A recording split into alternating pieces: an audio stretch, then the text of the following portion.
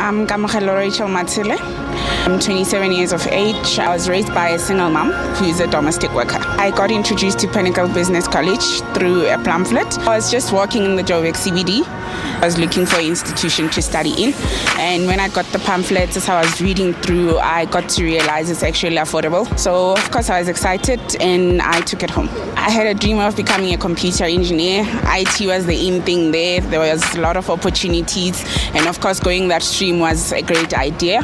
And of course here's the college that's offering that at a very reasonable price. And I went there and enrolled. They checked if I met the minimum requirements, which I did, and they took me in.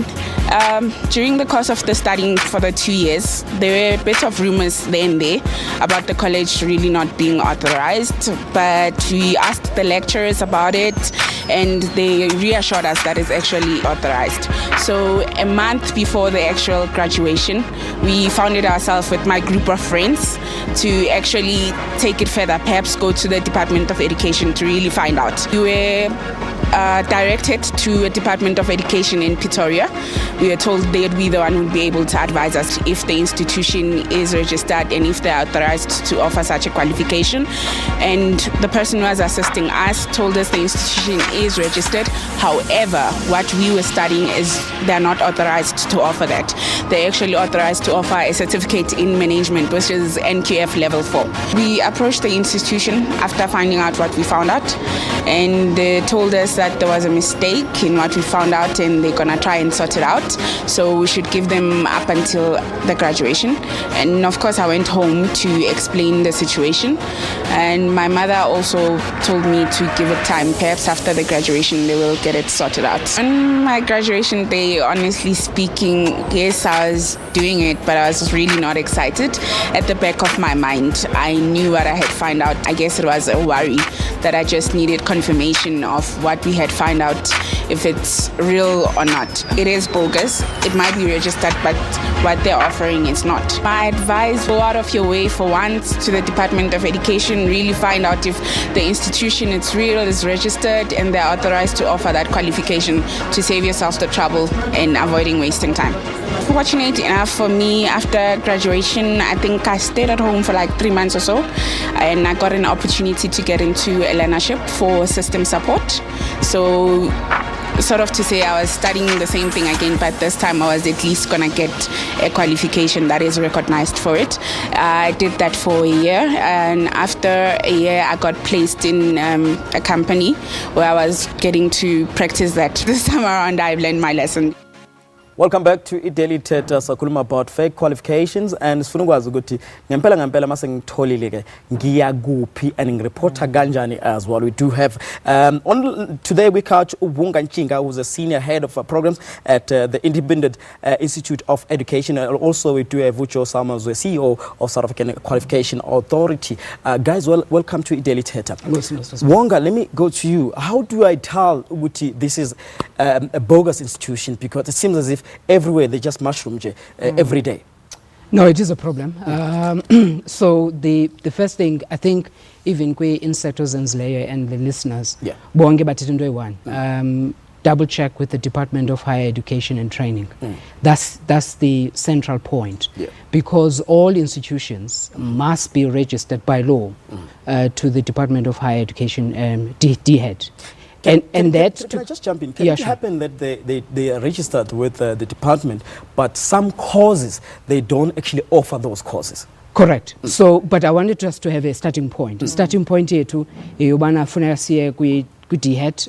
go to www.dhed.gov.za.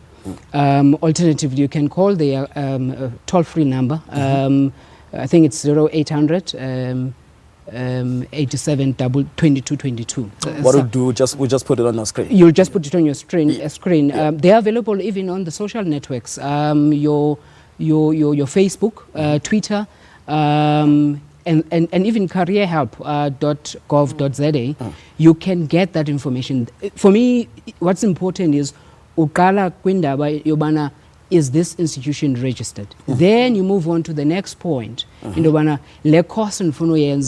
Is it registered? Now, does this institution have means to offer it? I see. And if that is if that they cannot produce, they must give you a certificate, by the way, where you can see this. And if they're giving you stories, I'll suggest to run away. Mr. Samuels, what happens? I mean, I am hearing this dilemma that people will then have because surely if you would think that if the college is registered, automatically in your head you've got some peace of mind and you think every single qualification there would be registered. Now I am now registered at this college. Only after I'm registered I find out that my qualification is not accredited on the SABC1 framework. What do I do then? Yeah, let me just say that, the problem that you have identified, it is a huge problem because what we tend to do, we tend to categorize institutions into bogus and non-bogus, bad guys and good guys. But that is not how life works in South Africa because the good guys are doing bad things. Yes. What does it mean? Sure. So, so I'm saying the example that was used, you have an institution that is accredited and registered to offer a particular qualification. Yes. But then they offer other things that is not accredited and that they're not authorized to offer. Okay? Now, it doesn't mean that institutions cannot offer that. But what they need to do, they must be honest and say, these things that you are registered for, that is not an accredited and a registered qualification or a course. So, and that often doesn't happen because what people then do, they say, well, this qualification is registered on the National Qualifications Framework. That is what SABC1 is responsible for, to maintain a National Qualifications Framework.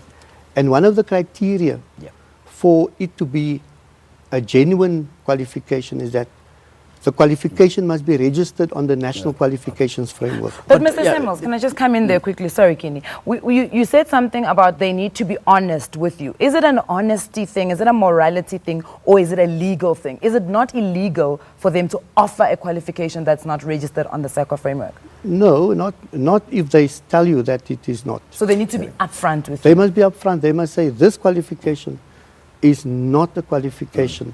But then let's say that is registered and it is not accredited to be offered. So they must be clear about from that the start. But then again, let's say I found out after maybe 4 months or a year or after 4 years. What must I do after that? Can I have a case against that? Can I get my money back? Can I sue the college? What's the story? Yeah, look, I think let me say there that obviously, as you have pointed out, that prevention is better than cure. Yes. Because if you do what the speaker said previously, find out from the National Department, the Department of Higher Education and Training. You can also go onto the SABC1 website and you can have a look. www.sabc1.org.za. Is this a registered qualification? Is the provider accredited to offer the qualification? So that for me is the first piece of advice. Prevention is better than cure.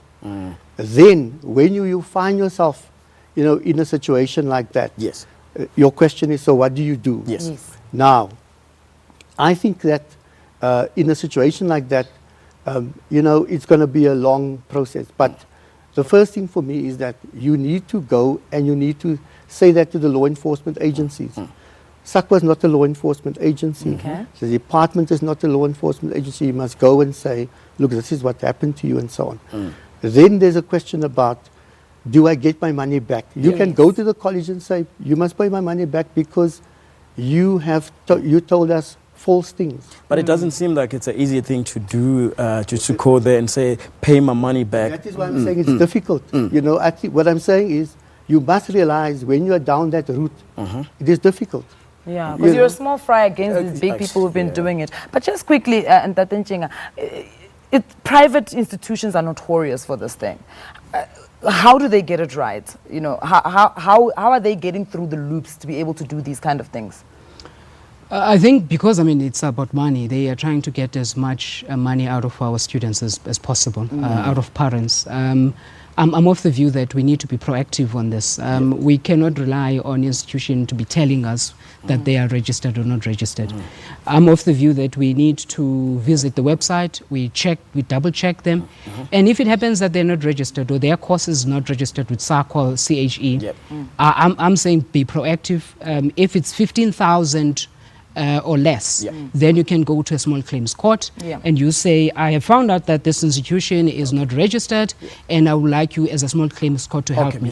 If it's above 15,000... We're going to continue with that because I think that's abantu abaningi bayitinga leyo information. But njengamanje asambe nse breaking siyabuya with Mr. Ntshinga as well asichazele more about indaba ama fake colleges nanokuthi ungayithola kanjani imali yakho back if ungagcina uyitholile. Asambe nse breaking.